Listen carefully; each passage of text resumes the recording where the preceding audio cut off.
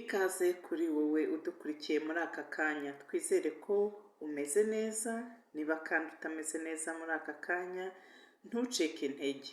Ibuka ko ibyiza biri imbere. Uyu munsi biranga, ejo bigakunda. Ikindi kandi twizere ko wamaze gukora subscribe kugira ngo ujye ubasha kugerwaho n'ibiganiro byacu.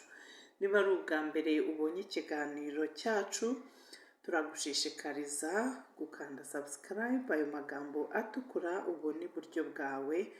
Ibyo biratuma uzajya uhora ugerwaho n'ibiganiro byacu.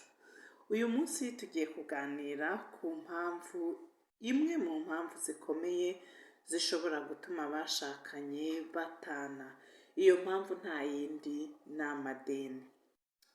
Mu gihe mufite amadeni, ideni rishobora guteza ibibazo mu muryango cyangwa rikaba ryanatuma uwo muryango usenyuka.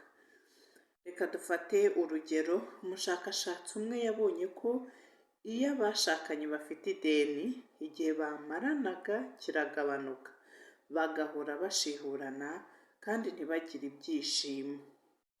Usanga impaka zirebana n'ibibazo by'amadeni hamwe n'ibindi bibazo by'amafaranga zimara igihe kirekire ugereranije n'ibindi bintu baganiraho, kandi zigatuma abashakanye bakankamirana ndetse bakaba banarwana.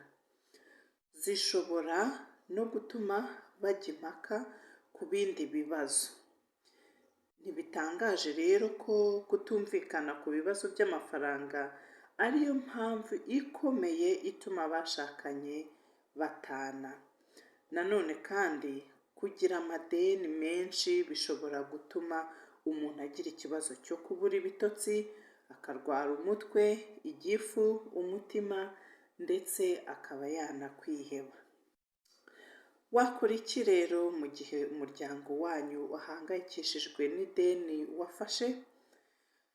Gushyira hamwe kugira ngo mukemure ikibazo cy'umwenda mwafashe nicyo kintu cy'ingenzi. Nubwo nta ruhare waba waragize mu gufata uwo mwenda, kurakarira uwo mwashakanye sibyo bizakemura ikibazo. Mujye murwana no kwishyura ideni mushyize hamwe, aho kugira ngo mu bwanyu murwane. Nibyo koko ibibazo bituruka ku madeni bizana imihangayiko myinshi, kandi kubikemura nabyo bisaba kwigomwa. Ariko rero tujye twibuka ko imihati iyo ari yo yose ishyirwaho atari imfabusa. Wakoze cyane kubana natwe, naho ubutaha. Twongera kukwibutsa ko kugira ngo udacikanwa n'ibindi biganiro byacu, ibanga nta rindi ni ugukanda kuri subscribe niba utarabikora, ayo magambo atukura ubona iburyo bwawe, ubundi ibintu bikagenda neza.